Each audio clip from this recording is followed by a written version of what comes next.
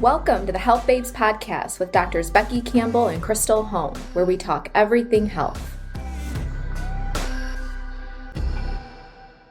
Hello, everybody. Welcome to the Health Babes podcast. We have Stesha Reukauf, who is a board-certified holistic fertility practitioner who focuses on aligning the body, mind, and spirit for optimal health and fertility for women. Through her signature course, Holistic Fertility Method, Stesha teaches women who have been struggling to conceive on their own or who are at the end of the road of what conventional medicine can offer them to get to the root of their fertility challenges and create a natural plan to drastically increase health and fertility. Thanks so much for coming on. Oh, thank you guys. You are the real powerhouses, and I'm so excited to be here and really honored. Aw, thanks. We love you. I love your Instagram and just you're like a wealth of knowledge. So we're very excited about this. And people don't talk about fertility in this way enough. So we were so excited for this episode. So much to share. We got to go. We got to get into it. Why don't we talk about how you got into fertility and your journey? Oh, yeah. And this is actually pretty awesome.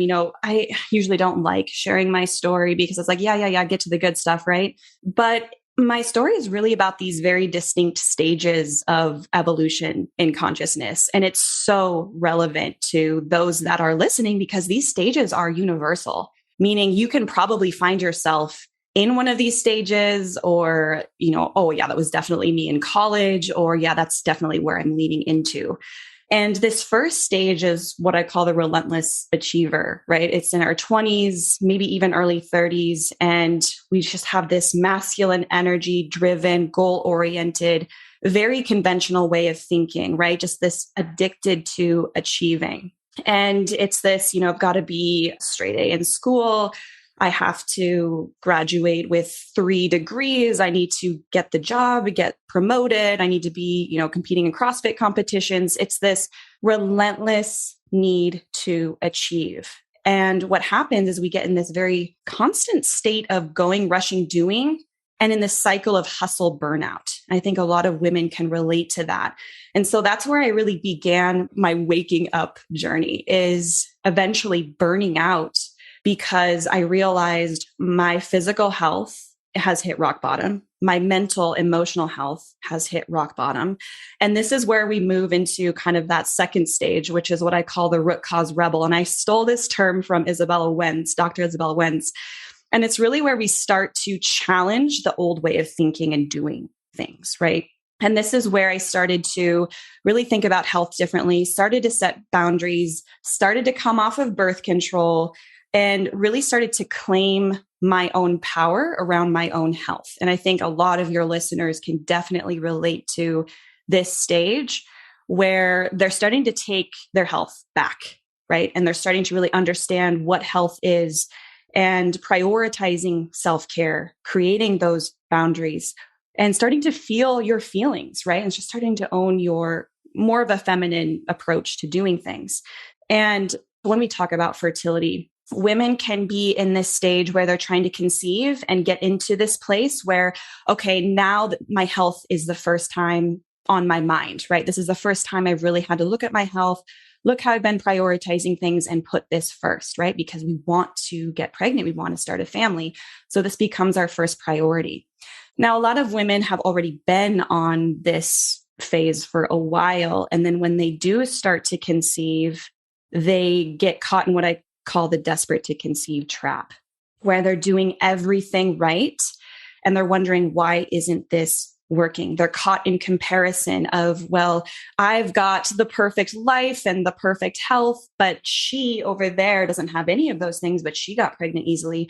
And we start to really perceive ourselves as broken and not enough and inadequate. And so it's where we're stopped in our tracks in terms of, especially when I'm talking about high achievers, it's the first time where we can't outrun these feelings of inadequacy. And I can explain that a little deeper because we don't become high achievers or driven in this masculine energy because of the fun of it. It's really coming from a place of past programming where we need to do this in order to feel loved, accepted, worthy. And what I see a lot of times when women go into that third phase, which is like what I call like this reclaiming your powerful feminine energy, is that you finally you have to stop outrunning what you've been running from. And this is where we start talking about hitting a spiritual rock bottom, right? Really challenging the way of how you've been being, right? And so when women still can't get pregnant, this is why the trying to conceive infertility trap is so hard for women, is because it's not just because we can't get pregnant, it's because we are really having to sit with all of this stuff that we've been suppressing and running from. And it's once we learn how to release control, let go, surrender, start to trust in the universe, ourselves, show ourselves compassion, that's when we can really make that final step, at least from what I'm aware of. I know there's more steps, but where we're really reclaiming our feminine energy. And how this relates to fertility is that in my journey, it was very much this way where as an engineer going to a nutrition and health coach, thought I knew everything, right? Implementing the root cause healing approach, really feeling physically healthy, but still unable to get pregnant. That's where I was really challenged with, actually, no, your ego doesn't know it all. There's still so much for you to learn. You're still not being authentic and speaking your truth. You're still not coming home to yourself. There's still more to learn. And that's, I think, is that final piece where a lot of women, especially your listeners, are at. It's that I'm doing everything right, everything that I've been told to. Do I need to go do treatments now? Because I've done everything. It's been years. But what's not talked about is this final piece. And it's so important. Your fertility journey is actually here to serve you as your spiritual awakening transformation. And that's what I'm really trying to do as far as on Instagram and in social media, is open this awareness up to women that you are not broken. There's something here for you to learn and to grow into, because this baby coming in, she needs to know that her mom loves herself unconditionally. So that baby knows that when she fails, she's loved unconditionally, that she doesn't have to prove her worth to her mom, that she knows and can learn how to love herself from a role model. And that's really the opportunity of that final step. So long story short, that was my journey. You can put the pieces together. And that's really how I see my clients especially move through their process as well to get pregnant. Wow. It's amazing because Dr. Crystal and I just did the inner child workshop with Christine Hassler. And, what you were just saying is like, what we pick up as children, or what happens, how we're parented, really creates our personality type, or, if you're overachiever, that type of stuff. So, and then, like you said, also then passing that down to your children. So that just kind of was interesting to me. It's kind of amazing how that stuff works. So what do you predict like the future of the fertility industry looks like? This is such a great question. And a lot of times women aren't thinking about this, right? But I think it's really important to understand that there really is an old way of doing fertility, right? We've been told this story about, quote, infertility, and I'll explain why I put quotes around that in a minute, that it's caused by bad luck or bad genes, and that there's nothing you can do about it, that the best that we can hope for is to lean on treatments and medications, right? To just force our way around the issue, which too often, right, has adverse effects that we're not told about on mom and baby's short and long-term health. But this story really assumes an old mechanistic view of the human body, right? That mind and body are separate, that you're destined to break down kind of like a machine, and you're powerless over when that is going to happen. This story is what we're being told, right? It's limiting, it's so ineffective and completely false. And it works really well for the medical establishment, right? To almost indoctrinate women to believe that their body is broken and there's no other way to get around it except for treatments. Now, I'm not bashing treatments at all. I think it's a great way, when we've explored all other options, to really provide you with that ability to becoming a mom. I want that for you more than anything. But when it's the very first step and it's coming from a place of lack and inadequacy and vulnerability, that's the part I have a problem with. Now, this new perspective where I see the industry shifting dramatically, quickly, it involves more of a complex view of the human body, right? Everything is interconnected, mind, body, and soul. And those aren't just words, foo-foo. It really is scientific of the mind-body connection, spirituality, and how all of that relates to our physical body, fertility specifically. And this really offers a new understanding that is so much more empowering than what we've been told. So through the lens of Western medicine, right, these symptoms of, quote, infertility are really seen as a problem with you. Your genes are bad. Your body is broken. You are the problem. And drugs are the answer, right? And I think, from my view, it purposely victimizes women. So when, they can rally around and, oh, we've got the answer to help you. This is the only way. Well, of course, a woman who wants a baby who knows no other way is obviously going to say yes to this. And, without knowing any better. In fact, this is a staggering statistic that we really need to just be aware of, is that fertility medicine is projected to be $41 billion by 2026. And I don't think it's because we're becoming more infertile. I think it's because we are becoming less aware of what is affecting our fertility, and we're not questioning that and getting to the bottom of it. So true. We see patients. I could literally probably not count how many patients come to us and they've gone through rounds and rounds of IVF, and we say, all right, well, you know what? Let's get your body really healthy. Let's work on, your stress management, all this stuff first anyway. And then maybe your body will be more ready for that. And let's not focus on getting pregnant right now. Let's just focus on getting your body super ready for it. And they get pregnant within 4 weeks. We barely started. We just changed their diet and support their liver, a little bit stuff like that, and have them start meditating. And then they call us and they're like, I don't know if I should still take my tests. I'm pregnant. And it's crazy because it's just a different perspective and it's less pressure, I feel like. Yeah. And it's putting the power back in our hands, right? Us women, we do feel powerless in a lot of things. And that's one of the spiritual disconnections that I talk about is where in your life are you feeling disempowered? Because you are so incredibly powerful and it's time to reclaim that. But what you were talking about, right, is really infertility is technically a symptom. It is not an end of the road diagnosis. And when we approach treatment of symptoms, really what we're just doing is playing whack-a-mole and suppressing a symptom over here so that it can show up in a different place and manifest in a different way, and sometimes even worse.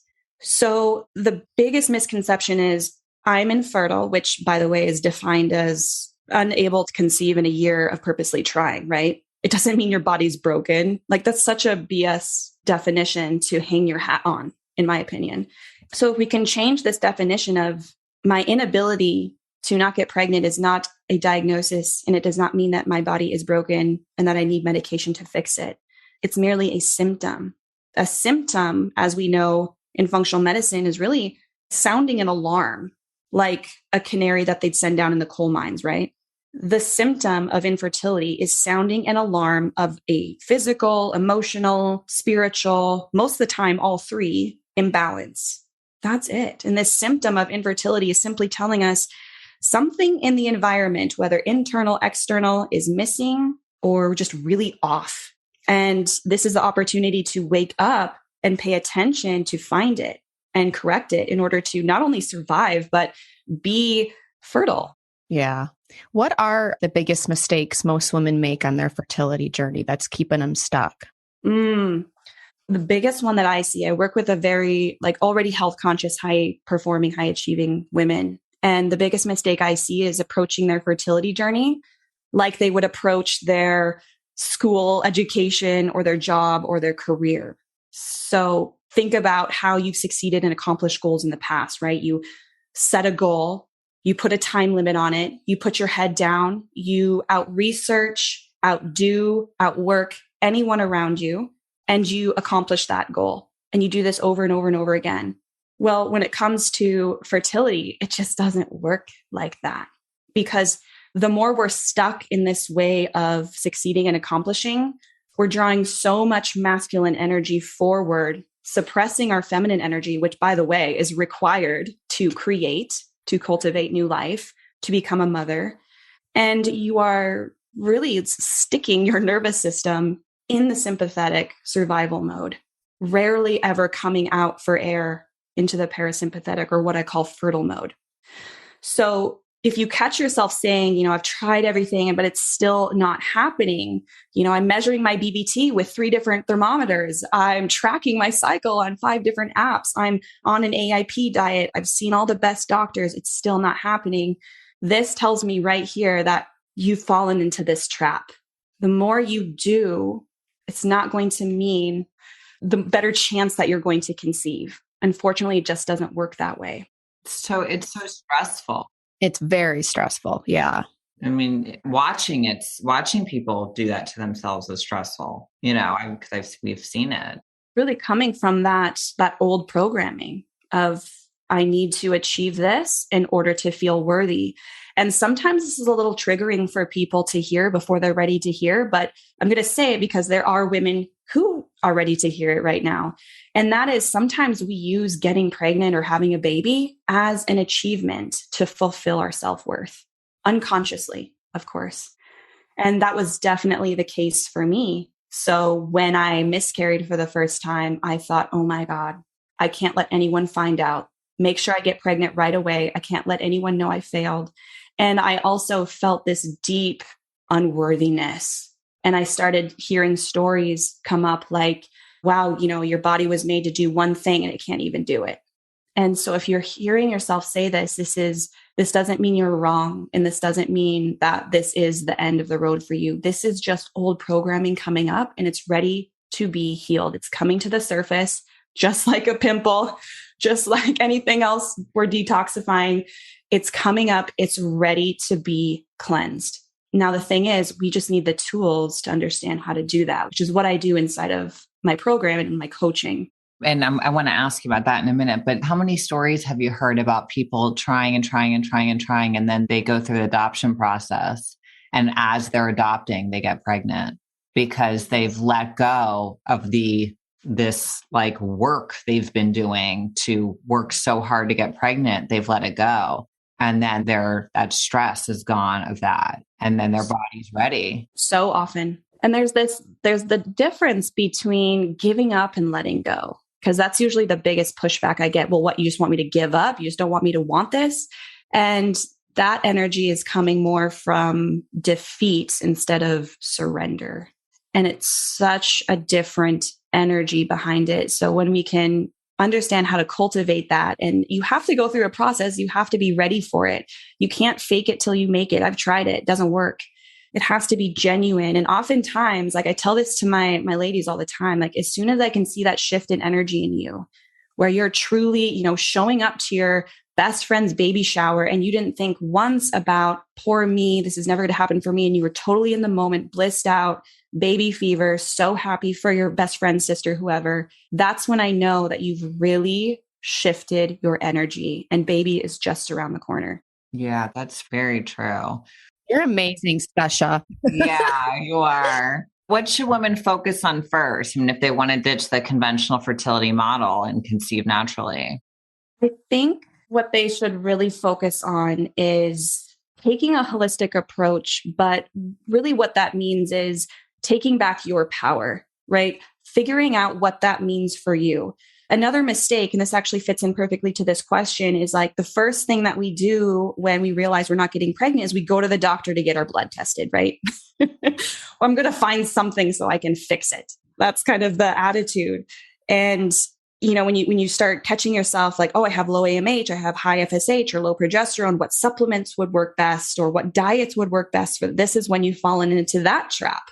Because when we focus on the symptoms, again, we just play whack-a-mole with the symptoms. We get absolutely nowhere. We feel like we're being really busy and getting stuff done and progressing and moving forward. But every time we get our period, it's all back to square one. And I need to double down. I need to go harder. And we just keep focusing on tracking when I ovulate and making sure my hormones are balanced. But really what we fail to do is ask, well, why are my hormones imbalanced?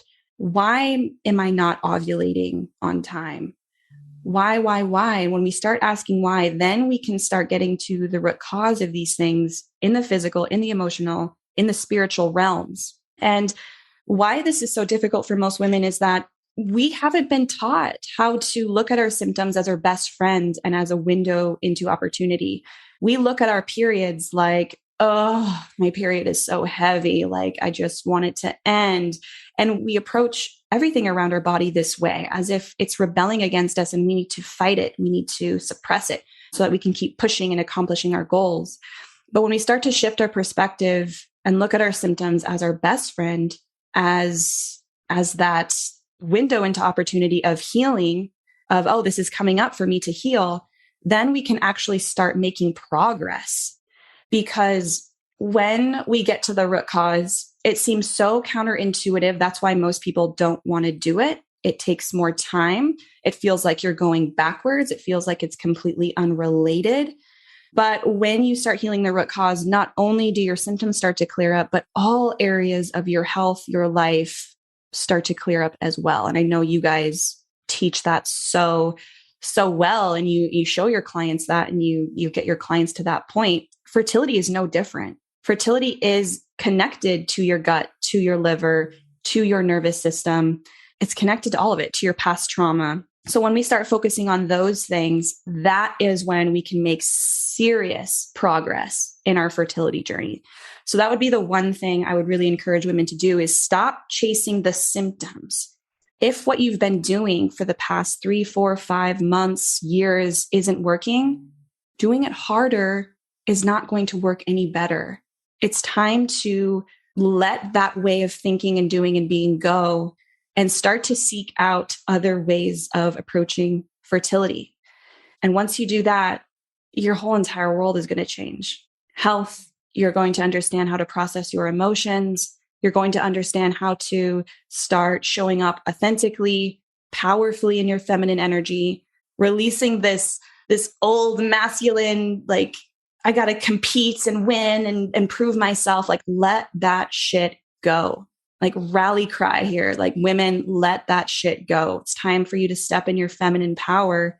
It's not weak. You will have massive connection. You will outperform everyone in the room. I promise you that. But you will also be so connected to your fertile power, to your mothering capabilities. So many women don't know how to mother themselves. Oh, that's the truth. Yeah. And it's showing up, right, in our fertility journey. How would you speak to your best friend who is struggling with fertility? Would you tell her she was inadequate? Would you try to just fix her problem? Or would you just hold space for her, be there with her, encourage her emotions, that she's okay to feel, she's okay to be in her body, she's okay to experience this? When we start to cultivate that, we can give that to the next generation. And imagine a generation who's no longer worried about suppressing their emotions constantly and trying to prove their self-worth and always feeling inadequate and making decisions and actions from that place. Yeah. What advice would you give women who've been told they can't conceive naturally and need treatments? This is going to be dependent on the woman, because it's going to come from a place of self-belief. And sometimes we need to borrow this belief from others. And what I mean by this is, some women are going to take that at face value, right? And say, okay, yep, let's get the treatment. And that's totally fine. That's where they're at. That's what they believe in. And, if I was working with that woman, I would go all in and support her in that. But if you are asking this question, something within you, it just doesn't feel right. Like, this can't be my only option. There's got to be something I can do. This just doesn't make sense. So if that's you, and that authentic version of you is starting to pipe up and ask some questions, and you're starting to listen, that's where I would invite you to seek more of a holistic practitioner or even a naturopath, right? Just get a different perspective and a different view, because what you'll soon find out is that what you've been told about fertility is really the tip of the iceberg. It's not just about timing sex on your ovulation. And if it doesn't happen, then, well, you're infertile. Right. The tip of the iceberg, right? And so if you're going to make a decision to get fertility treatments based on that one fact, well, there's just such a big issue with that. It's such a disservice to you, to your baby, to your spiritual growth. And again, some women, that's where they're at, and that's okay. But for those that want more, they need more, they know they deserve more. I mean, come visit my page and really see how powerful you are. Borrow that belief, start to get a new perspective, start to hone in your intuition that just started to come up and started to question this process, and lead with your heart in these decisions, because the majority of women that I coach, they will come in having failed 6 IUIs, 3 IVFs, and their self-belief is in the red. This is the last option for them. And they're honestly they don't really even believe that it can happen. So there's so much belief shifting that goes in, and reminding them that your body is intelligent. You've been told a different story, but it's time to believe this new story and cultivate that and prove to them, show them the magic of their body, show them how to connect and to ground and to stand in their power. And from there, it's like hands off the wheel. They are just going to take it and run with it. Their bodies will know exactly what to do. So I want to go into some Instagram questions because we got a ton. So, okay. So this was Miriam Sandoval said, trying to conceive for 2 years, irregular cycle, starting to regulate and tracking ovulation, but still nothing. Could I be ovulating and not releasing an egg? And when do I see a doctor? This is a beautiful question, right? Because she's starting to piece together what I call the 3 fertile elements. And it's like the 3 ingredients needed to have a healthy pregnancy, right? So she's starting to put together that, well, I know my cycle needs to be regular. I know I need to ovulate, but how do I know all of that is happening? So just to back up, and this is going to give a lot of women clarity into what ingredients they already have and maybe what ingredients are missing and that they need to cultivate. So the 3 fertile elements is 1, we need to have a high quality egg and sperm. 2, we need to have very strong, consistent, predictable ovulation. And then 3 is a stable uterine lining. These are the 3 physical components. Like we need all of these things coming together. So how do we know we have strong egg and sperm quality? Well, typically the most direct way we can answer this question is through testing right now. For male fertility, we have, semen analysis. For women, we have an AMH test, which can usually tell us how healthy a follicle is and kind of indirectly assume what our egg quality is doing. It's not perfect, but it's a starting point. And another way is to tell is, are you miscarrying? Are you able to get pregnant, but you continue to miscarry? And it's a really early miscarriage, right? Like 4, 5, 6 weeks. That can tell us that there were chromosomal abnormalities in that final 90-day processing before the egg is released. So that's one component where, okay, do I have this? Do I not? The second is where she's talking about is having this consistent, predictable ovulation. And having regular periods, having regular cycles is one way that we can start to ask or answer this question. So when we want a cycle to be around 26 to 31 days, typically, and when we can see a cycle that is that long or that length, then we can assume, okay, we probably ovulated, but let's make sure we actually ovulated. The best thing that we can do is track our basal body temperature, which is sticking a thermometer in your mouth every morning to really get that baseline asleep temperature, right? Before you get up and move, before you get up and go to the bathroom, and really see, did I ovulate? Because when you ovulate, your temperature will jump about 0.5 degree or more. And that's how you can confirm, yes, I am ovulating, and I can see when I ovulated. A lot of women are already doing this. They're already tracking. The thing is, they're not sure how to interpret it. And it kind of drives them crazy, and they stop tracking because they will track their BBT every single morning and they'll see a dot. Maybe it's an outlier, and they'll just like, oh my gosh, this doesn't make any sense. Why is this going on? I thought the temperature should be low or high. And they throw the baby out with the bathwater, so to speak. But when we learn how to interpret BBT charts, which is something we go deeply into HFM, we can see exactly when you ovulated and determine your fertile window. So you know when the 5 days, your fertile window to have sex in order to increase the chance of conception. Now, some things that can throw ovulation off is, the biggest thing I see is mismanaged blood sugar. And it's not because we're sitting around eating bonbons all day. It's because we're skipping meals. It's because we're replacing breakfast with coffee. We are rushing on the go, always in that sympathetic cortisol survival mode. And this really does a number on our blood sugar and insulin. And that is going to have an effect on our ovaries, our follicles, and when we're actually ovulating. Another one is leaky gut and causing a lot of inflammation, which then affects the follicles and when you're ovulating. So again, we're getting into that root cause.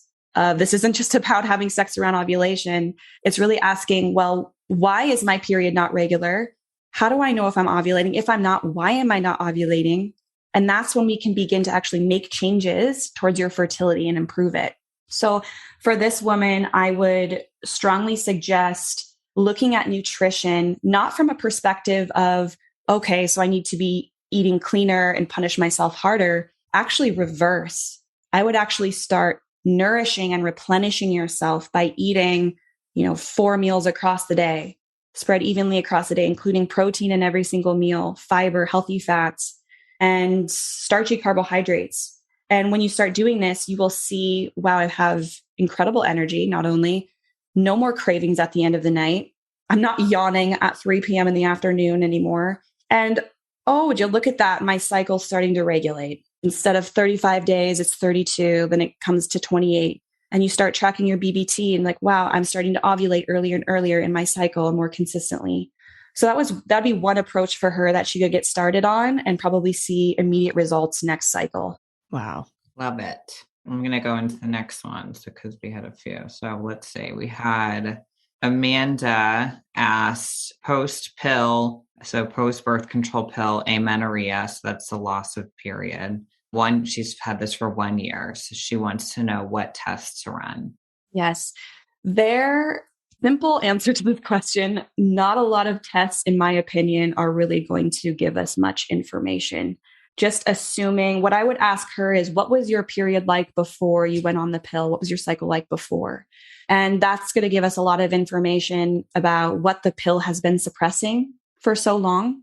For example, if you went on the pill initially because you had migraines and heavy PMS symptoms, but your period really wasn't that heavy or painful or crampy, right? But you went on the pill because, well, I had acne and the PMS symptoms were just out of control. I always had migraines during the week before my period.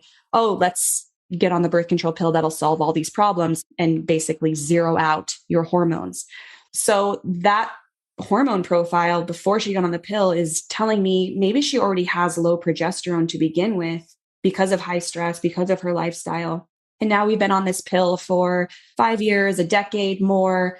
And those same underlying causes that were causing low progesterone were never addressed, right? They still continued, but unbeknownst to us, because our periods were completely suppressed, it continues to deepen its roots, so that when we come off the pill, well, our high stress lifestyle or inadequate nutrition is so deep that, yeah, it's going to take a while for our period to come back online. It's going to take a while for our HPO axis, right? Hypothalamus pituitary ovarian axis to come online because we have not addressed the root cause. And worse, we let it really dig its heels in for many, many years. So the temptation is go to my doctor, get my hormones tested. Well, there's going to be no hormones to test. There's not. We see it all the time. It's like they're bottomed out, and some girls are in their 20s. Yeah. And it's like they're in the menopausal range. Yes. And this reminds me of a client that I had recently where she had not gotten her period 6 months post pill. And right away, right, she needed, we need to get testing done. We need to do this. I'm like, I promise you, we're not going to learn anything. What we need to do is make your body feel as safe as possible. And we can do this through the physical realm, right? Nutritionally, environmentally, removing toxins, making sure we're filling the gap of any phytonutrient deficiencies, right? Feel safe emotionally, start to express our emotions, release any stored trauma from the past that we've been holding on to, and spiritually, right? Starting to live authentically, how you need to be living, not because mommy, daddy told me I need to live this or society told me I need to be accomplished in this. And when we focus on those things, your body starts to bring back online your fertile mode, right? We're moving out of that survival mode into fertile mode. So missing a period doesn't mean your body's broken. Again, it's that symptom. It's telling you something's not right, maybe deficient in something, maybe toxic overburden, maybe you've been living out of alignment with what you need to be living. So these are the big questions that you can start to answer. And that's going to help you more than any kind of blood test out there. Yeah. We'll do one more Instagram question. I thought this one was good. This is Christine M_113. How to help increase fertility after 35 with Hashimoto's and prenatal vitamins you recommend? I love the 35-year-old, right, tick point of, right, anything beyond that, we're just geriatric in terms of fertility. And this actually, the old way of thinking is that we are born with a certain amount of eggs, and over time, those degrade, deteriorate, age because of oxidative stress. And that is true partially, except eggs don't degrade across our entire lifetime. They're only exposed to our inner environment 90 days prior to ovulation. So think of your egg cells being dormant until 90 days before ovulating. So 90 days ago, the egg that you're ovulating with today just started maturing. So we have this 90-day window of this delicate, fragile egg comprised of chromosomes for your future baby is now being exposed to your inner environment. Well, if your inner environment is wrought with inflammation, oxidative stress, lack of phytonutrients and antioxidants to quench those free radicals, then yeah, we're going to see a ton of chromosomal abnormalities, decrease in egg quality. And that's where the older you get, the more poor your egg quality is. It's typically because the older we get, the more we've accumulated in oxidative stress and toxic overburden, typically. So in my view, it's like until you are done ovulating, you are fertile, but only if you are practicing clean living, for lack of a better term, right? Really understanding that this 90-day window is when all of the damage can potentially occur. So I would invite anyone that is approaching 35 or over 35 to really start questioning, oh, it's going to be harder for me to get pregnant just because I'm older.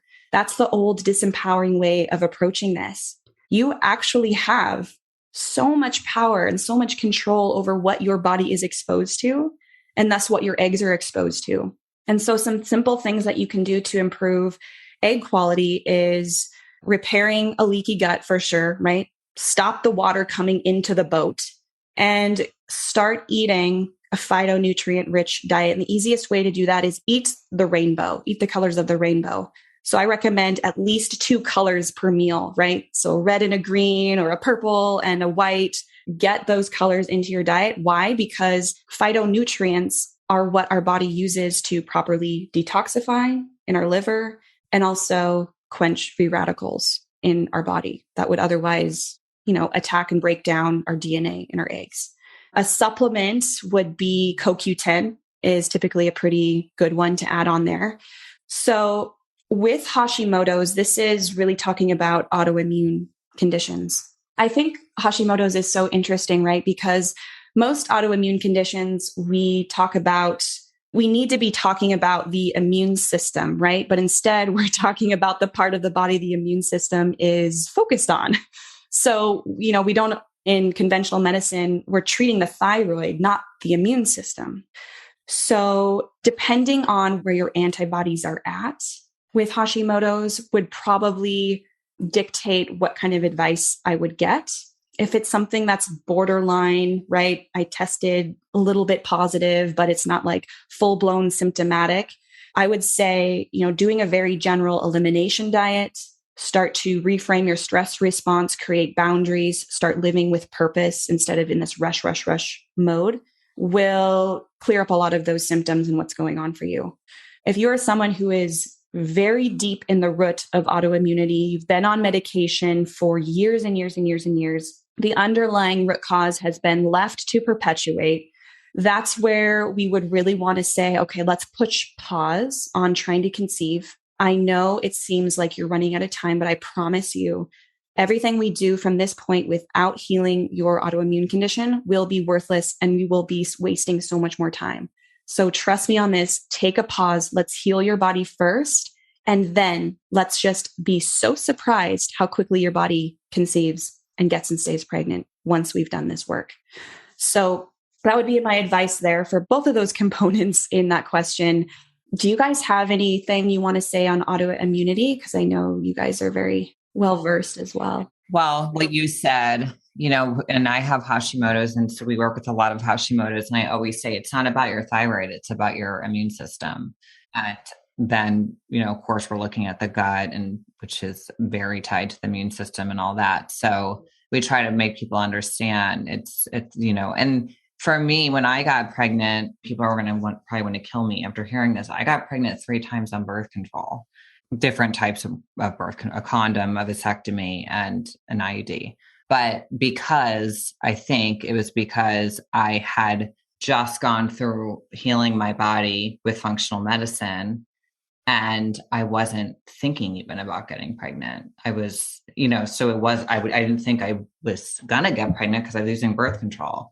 So I think it just, a lot of things like you were saying, like the stress plays a big role. The trying so hard plays a big role, and trying to achieve something and feeling like a failure, and then the condition that your body's in, which is why exactly when patients come to us that want to get pregnant, we say, let's get your body ready for this, because you might not want to put a baby in your body right now. Like if you have all these gut infections and, nutrient imbalances, and you're really inflamed, that might not be the best place, for a baby right now. We might want to wait until you're a lot healthier, and then it may come way easier, and if without all this pressure as well. So true.